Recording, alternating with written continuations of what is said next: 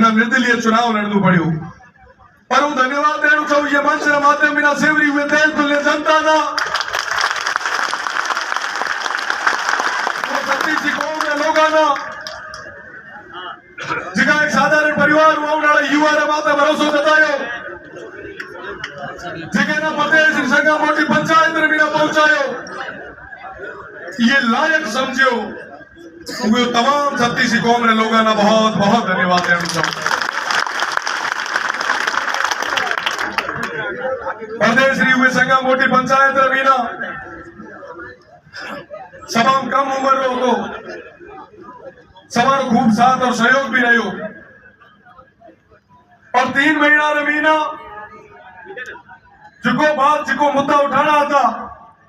उन्हें मजबूती बिना उठाने प्रयास भी आपने छोटे भाई रविंदर करियो